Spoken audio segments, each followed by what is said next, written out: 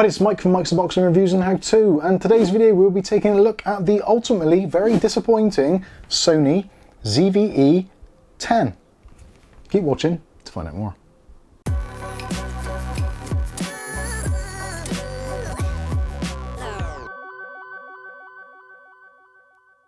Okay, so in today's video, this is a little bit of a disappointing one, I'll be completely honest with you. And for those of you that are regular viewers to the channel, will know that camera reviews and things like that aren't something we do very often. In fact, it's a very rare thing. A little bit of background, so I've come from the Panasonic camera kind of family, so Lumix G7, now filming on the G80, or G85 as it's known in the States, etc. Also used the DJI Osmo Pocket 2, and there's various other webcams and things that I've tried in the past. I wanted something with very, very good autofocus. Now, for those of you that are not aware, Sony are pretty much the best in the business when it comes down to their autofocus on their digital cameras. The autofocus is excellent, and primarily that is one of the key selling features of the ZV range. And to be honest with you, most of the Sony Alpha range, the focus is brilliant. It really, really is. Very fast, very snappy, and it reacts very well. Now currently, the Lumix G80, which we're using right now, I've actually turned the autofocus off for this particular video because it's mostly going to be static shots, so we can have a fixed focus. But generally, when I'm doing these recordings, I just set it to fully auto, and the autofocus isn't great. It mostly works. The eye detect, etc., it's okay, and quite often, because of the way that Panasonic's depth from defocus technology works, you get what is known as hunting. So when the lens is trying to focus, it goes past the subject, then comes back to bring it in focus. So you get that kind of pulsing effect, which if you've watched any of our videos, you'll probably notice the sign here, or anything in the background, possibly fans, etc. Occasionally there's a pulsing where the focus moves in and out of phase. Anyway, that's enough about that. Let's talk about Sony's ZV-E10, which sadly has been very disappointing. I've only had it for, well, less than 24 hours, but already I can see some essentially fatal flaws for this particular camera, considering who it's aimed at, the type of people that are going to be using it, and actually how much it costs compared with the other competition actually on the market right now, including the G80. So first of all, let's take a look at the packaging for this one. I'm not going to go through and do a complete unboxing because that's pretty much unnecessary for this particular video. But as you can see, it's got it in big letters there. It couldn't be more obvious what it is all about. Made for vlogging. Now, for those of you that don't know what vlogging is basically a YouTuber or a content creator with their camera walking around with it either handheld, facing themselves, or looking at scenery footage. Maybe is it a beach, a hotel, an event of some sort, those kinds of things. Even things like CES and other computer trade shows, that kind of thing. Quite often you'll see your favourite YouTubers using one of these in a handheld mode, or with someone helping them, or on a gimbal, tripod, etc, etc. But effectively for vlogging, it is where people are walking along, maybe down a country path or something, and talking to you about the surroundings. That is kind of what vlogging is all about. Or maybe it's someone in their kitchen cooking some food. Essentially, it's a very kind of raw type of footage, completely the opposite end from what cinematic would be. So what do you need for vlogging? Well, stability is one thing you definitely need. We kind of got some of that with this. This does have optical steady shot built into it. It doesn't have inbuilt image stabilization, which is basically a thing which is mechanical inside the camera body itself, which keeps the lens stable. So if you're walking along and you're kind of doing this, moving up and down as you would naturally when walking, or perhaps when you're moving around, the lens has a tendency to move. So having some kind of stabilization inside will keep the image looking smooth and prevent the viewer from getting kind of seasick or noticing crazy wobbles. So that is the first thing that this does not have, is in-body stabilization. It does have active steady shot and optical steady shot. So the optical steady shot is in the lens, so that does go some way to actually kind of getting rid of some of it. The active one is essentially a digital one. So if you're filming, for instance, in 4K, it will crop in the image all around the outside edges, quite a considerable amount, about 25%, and then it will stabilize that central image against the rest of the image, if that makes any sense. So there is going to be a big crop on this if you're using the active steady shot. And in some of my testing, which you'll probably be seeing through this as we go through, even with active steady shot on, it isn't great. It is nowhere near as stable as something like the G80, certainly nowhere near as good as something like the Pocket 2, which has got a built-in stabilizer and a gimbal. Even most modern smartphones have much better stabilization than this camera, which, considering this is designed for vloggers, it's not a great start. So what else does a vlogger need? Well, a vlogger needs a couple of things actually. One of them is good audio. Audio, not a problem. Got a pretty decent built-in microphone here. It's a little bit on the shallow side, a little bit tinny sounding, but certainly miles ahead of a lot of other cameras on the market. And you can, if you want to, plug in a microphone on the side. Although plugging a microphone in on the side isn't the easiest of things. The plasticky flaps on the side aren't the greatest, and this particular one actually kind of is on bendy plastic. So if you're a regular user of the microphone port on the side, which hopefully you'll be seeing some B-roll of, essentially that's going to snap off in no time because it's just cheap plastic. I would have much rather seen a kind of articulated door or some sort of door hinge, which bizarrely is what is actually directly below it, which is where our HDMI connections are, and even that one's not the easiest to use. So underneath you've got a proper flap door, pretty decent. Above that you've got this horrible kind of plasticky thing which is going to snap off. Normally these would be rubberized on a lot of other cameras to prevent that kind of damage. Certainly the Lumix G7, G80, G9, etc. they all have a rubberized flap, so less likely to get broken. So anyway, that is, microphone wise, you can plug one in if you want to, but the inbuilt one's okay. So for vlogging terms, not too bad. Also for a vlogger, you need to see what the hell you're actually filming, which is obviously quite important if you're filming towards yourself, doing piece to camera. So this has got a flippy out screen, which is a really welcome addition. The earlier 6000 series cameras from Sony had a flip up screen or a flip down screen, which when you flipped up, if you had an extension microphone or the built-in mic with a mic muff on the top, then you basically couldn't see what was going on. So with this is great because you can actually hold the camera, see your flippy screen, and you can do your filming and see what is on the screen. Also, they've included on this particular model, there is a red surround on the screen. So when you're filming and actually recording, there is a red light on the screen, and also there's what they call a tally light on the front.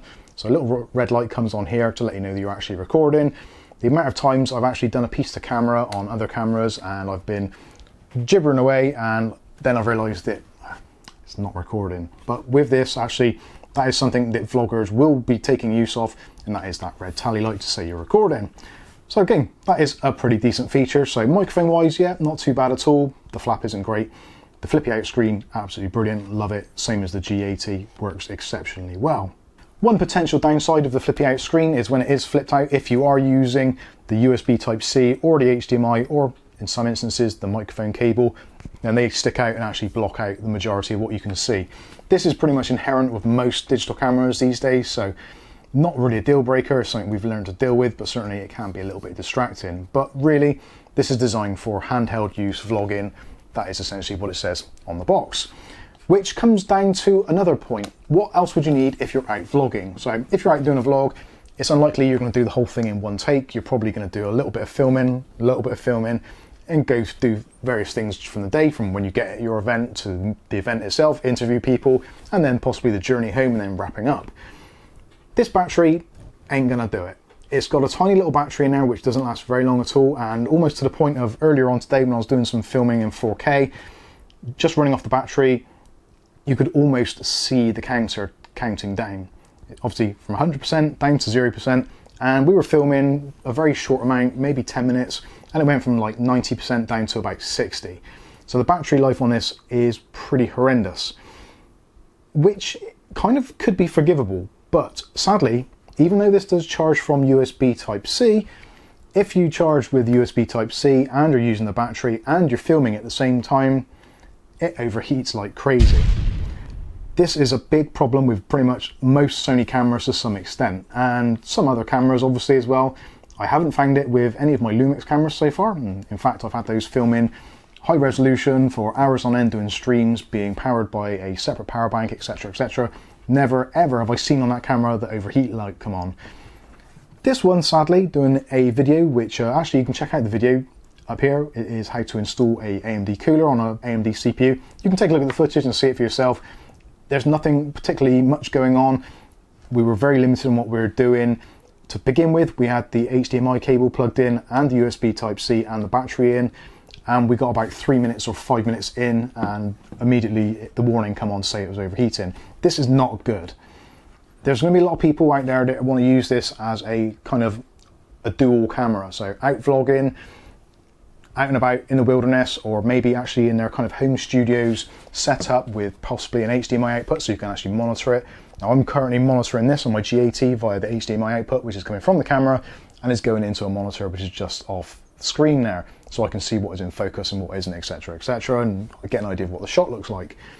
With this camera, you can't do that because it essentially makes it overheat. It cannot process the HDMI output and record at the same time, it seems, at least in 4K anyway.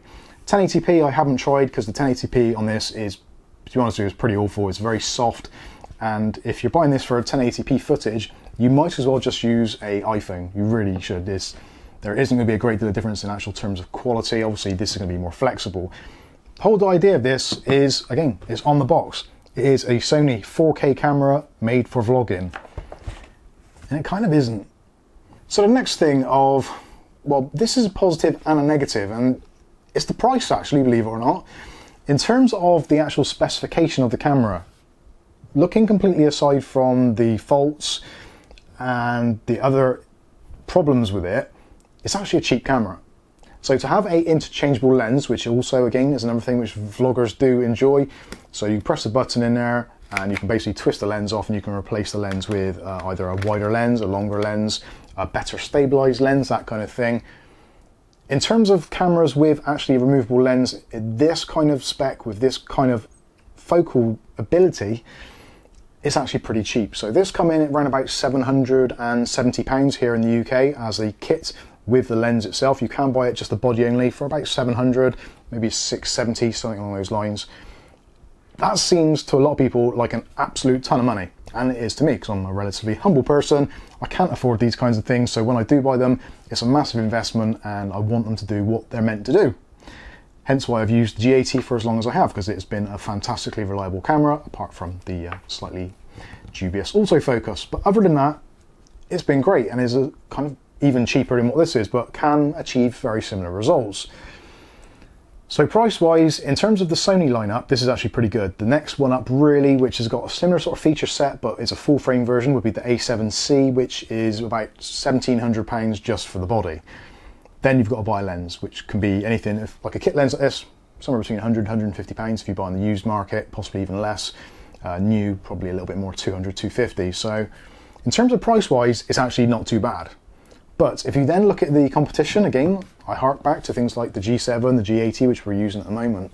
Very similar actual output quality and similar level of features. You can buy the kit itself with the lens, a 12 to 60mm lens, with some stabilization. It has got in-body stabilization, so it's going to be much better for out and about footage. And we're looking actually probably about £100 cheaper overall for the kit, which, yeah, it does make you wonder why this actually exists at times. Okay, so let's take a look at another plus side. So another plus side of this is actually, if you're not a camera person, and I'm certainly not to any extent, I can get my way around it. I know what buttons do what pretty much, but I'm not an expert, so I wouldn't go into fully manual mode and start changing apertures, shutter speeds, ISO settings, all that kind of stuff. Changing possibly the focal lengths and possibly the microphone level is pretty much where I end up being. This is actually very easy to use, so everything which you would kind of most commonly use or want to use is built in already. So on the top here, it's really simple. There's an on-off switch. Yeah, pretty simple, straightforward. Next to that, there is the multi-function button. So that will switch between camera mode, film mode, and S&Q, which is like slow and quick. So that's for doing your, obviously, your hyperlapses and basically slow-mo footage, that kind of stuff. So those are pretty good. So they will quickly switch you between modes. Although when you actually get into those modes, you still then have to tweak your settings. So in slow and quick, you have to then choose whether you want slow-mo, time-lapse, etc. Then you have to use the menu system, which we'll talk about in a minute, which is bloody awful if I'm completely honest with you. But back to the buttons. So we've got a record button, nice and simple. It's just a record button, that's all it does. You don't have the half press on that one to actually kind of do your focus. That is taken out of your hands by the system. You've got a wide and telephoto for the lens on the front there, so it's got a powered lens, so you can use that to adjust the lens length from 16 to 50 on this particular one, or you can use the button on the side, so that zooms the lens in and out. So yeah, very simple, easy to do with the zoom. Also, you've got a button there, which is basically your bokeh button. So bokeh is essentially blurry background. So if you get your camera and you set it up correctly, which I probably haven't right now, in theory, the subject, i.e. this, should be in focus, and potentially anything behind should be slightly blurred out. Now, it probably isn't this lens because the way I've got it set up, and it's not a particularly good lens for that kind of thing. And yeah, I probably haven't set it up correctly. User error, probably definitely a thing. But this actually just automatically does it. So you press the button, and if you want to, it'll blur out the background. Press the button again, it goes back to normal, and you've got pretty much all of it in focus, at least within the focal limits of the lens itself. So that is really simple. If you like your bokeh, you want your blurry background, you want to concentrate on the subject, then that's great. For this kind of setup, is probably not overly beneficial, because if there's something in the background that you actually want to see and it's out of focus, it's a bit of a pain in the backside. But for obviously cinematography and other types of blogs, then having the background slightly blurred may be beneficial. But yeah, it is nice and easy to do either way. Also, when it comes to the easy to use buttons, you've got a menu button, a function button, you've got your display, you've got your ISO and other functions there on the jog wheel, which is also a wheel, and also you can press it in like a joypad. And then you've got another button down here, which is your product focus button. Product focus button is in theory brilliant. Because of the way that the autofocus works on Sony cameras, if you set it to face detection or eye detection, it'll basically lock onto your eye or the face, and that is it. It won't move, or at least very, very rarely. Even if you turn around, chances are it won't lose your face. So this is really good. If you've got something you actually do want to show off, so say for instance, I grab this charger and I say this is the charger and hold it up front, then the Sony camera, when it's in product mode, it will bang straight onto there and it will show you it. Downside is there is still a focal distance between the lens and also the item. So if, for instance, I'm filming here and maybe I'm filming this box, for example, which is probably not a good example because you probably can't see it very well, but if I'm filming this box and then I drop this in between it, in theory it should snap to focus on here. You're probably seeing some B-roll of this now. I've done it with a screwdriver, but basically if you put something in front of that, it should bang zoom straight onto it. But because the focal distance of this lens is probably about here, you need to have kind of a decent amount of separation between the two things. So for kind of unboxing channels and stuff like that, it does have some uses. If I'm kind of doing that up to the camera, then doing that, and then obviously it's going to go between the two focal places. But if you're doing kind of B-roll shots like this, and then maybe you're putting something in it, yeah, it's of limited value. But for some people, it may be very, very useful. So in terms of ease of use, if you just want some certain features, it's really cool. If you want something else, then this is when it gets a little bit confusing. So you turn the camera on, and obviously we've got this touch screen, but the touch screen itself isn't a touch screen. It kind of is, but it isn't. So it's touch screen in terms of touch to focus. So when it's actually in this mode, if you press the button in the middle, or sorry, press the screen, it gives you a focal point. Great, so you can change your focal point and it'll do tracking, etc, etc. If you want to go into a menu, of which on this is the old-fashioned Sony menu, so there's an absolute ton of features in there.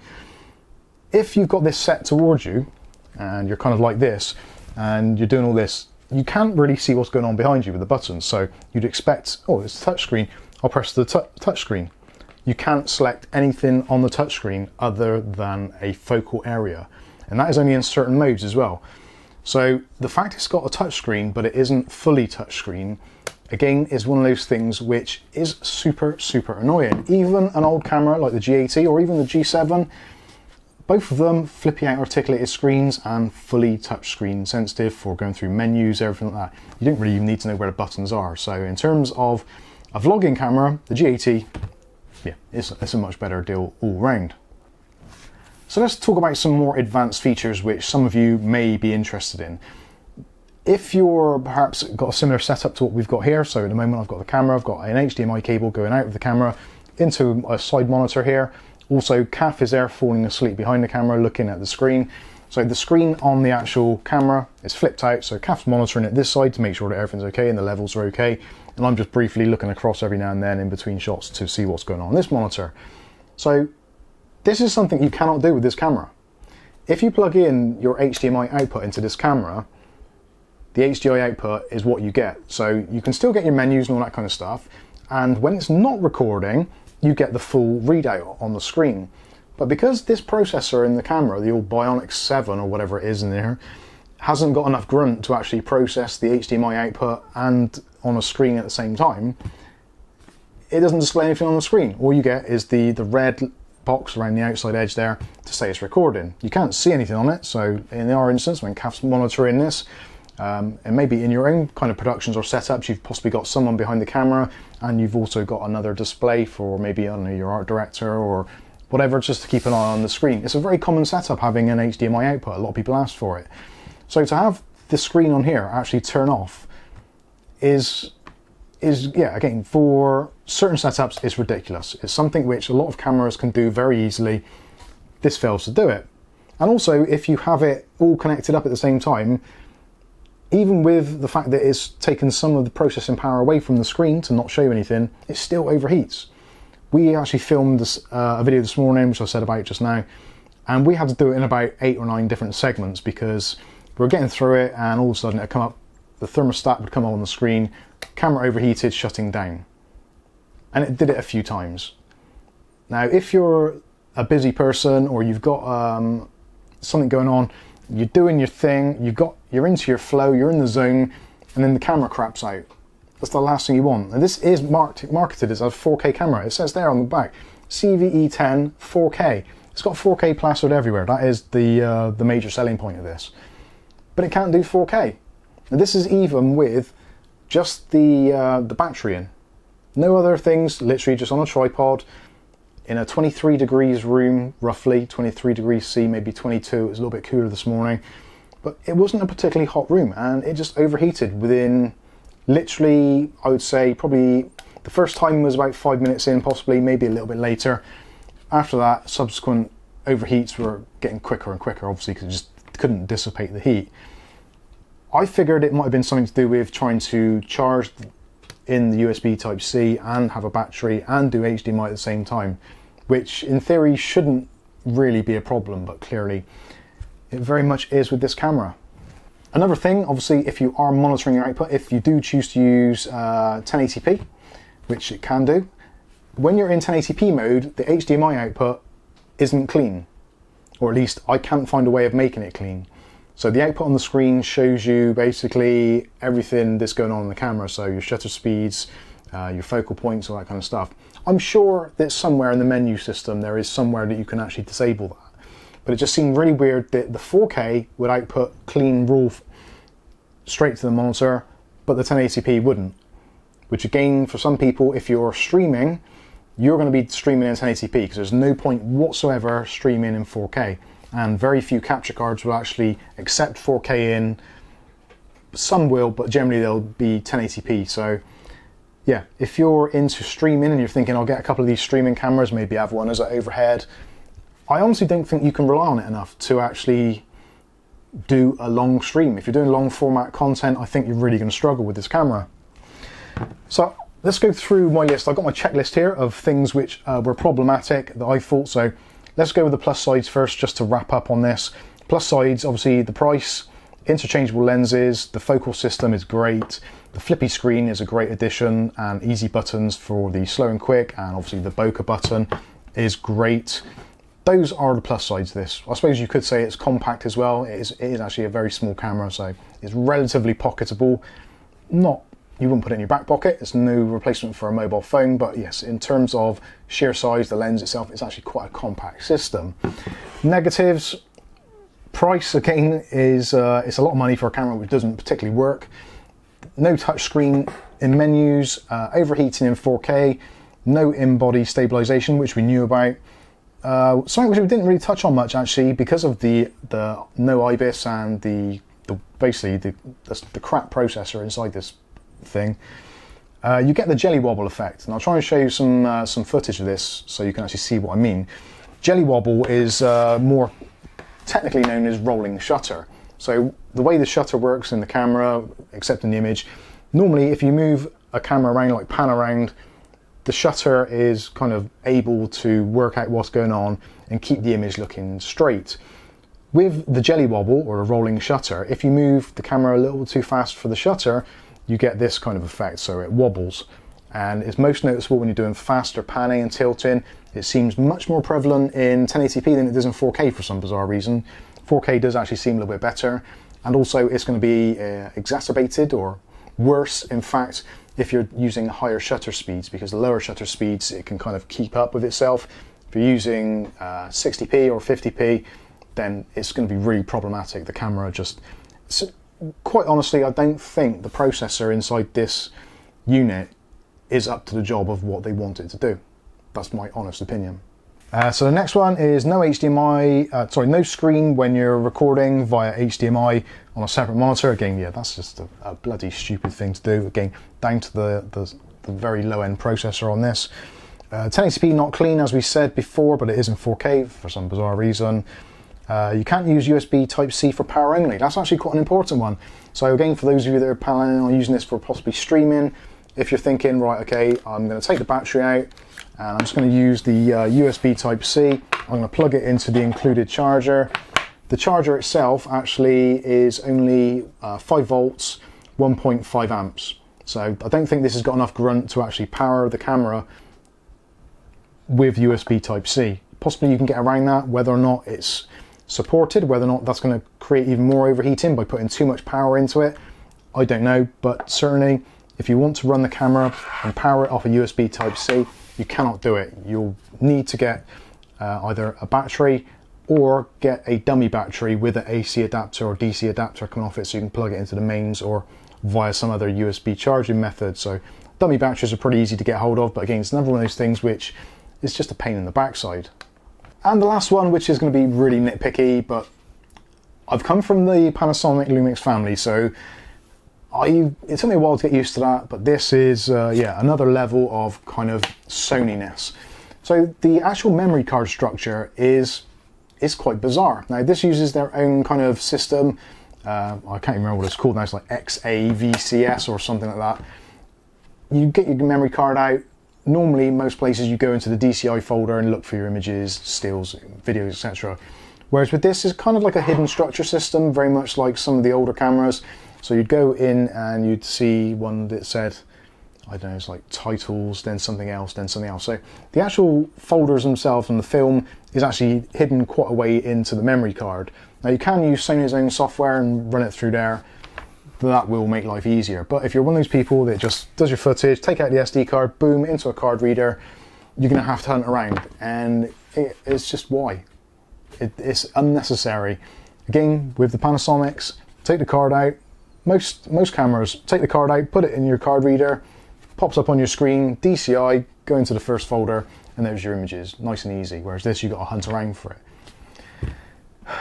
Bizarre. But anyway, I think that's going to wrap this up. I probably whittled on for way too long, but I wanted to make this video for those people out there who are possibly in a similar situation. Maybe you want to get into vlogging and you're watching all the other YouTube videos and you're watching everyone, oh yeah, this is great, it's the best vlogging camera, 4K, look at the price, yeah, Sony autofocus and all that kind of stuff, which yes, in theory, yes, it is a good price for what it is and where it is in the market.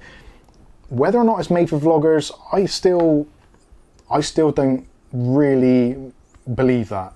I don't think it is. The autofocus isn't good enough. It overheats in 4K. The rolling shutter is horrendous. The only thing really which makes it a vlogging camera is the flippy out screen and the microphone. You could argue the wide lens with the kit, the 16mm lens is actually pretty wide. Currently on my Lumix, which is a micro 4/3 camera, this is a 12 to 60mm lens, which basically you double it up to give you your 35mm equivalent. So it's like a 24 roughly at the moment, as it's set here. So this is APS-C. This is a 16 to 50, so roughly the 16 on here is roughly about, kind of, I think about 20mm in a full frame. So yeah, it's just a few millimeters wider. It does give you a nice wider shot, to be fair. And the actual image quality is very good. Again, if you want to see what the image quality is like, you've probably seen some B-roll, but also there's a video which you can check out there for the CPU cooler we installed. And actually I was very impressed. The footage is very nice looking. But the rolling shutter, the overheating, and basically not being able to rely on it is one of the reasons why I think I'll be sending this one back. So if this video has been helpful to you, don't forget to leave me a like. If you've got any comments or questions about the ZV E10, feel free to ask away. I will answer as honestly as I can, but depending when you're watching this video, there's a very strong chance that this thing's going to be winging its way back to Amazon. If you've got any suggestions on what I could replace it with, similar sort of price, which is going to give me better performance and would be an obviously noticeable upgrade from my G80, please do let me know, because I've got to be honest with you, I'm stuck, I really am. Or maybe you think this footage is absolutely fine and I should stick with it. Let me know that in the comments as well also. So if you've enjoyed this content, give it a like. If you know anyone who might find this content beneficial, then feel free to share it with them. But in the meantime, I've been Mike. This is Mike's Unboxing Reviews and How To, and hopefully we won't be seeing you again on the ZV-10. Thanks for watching.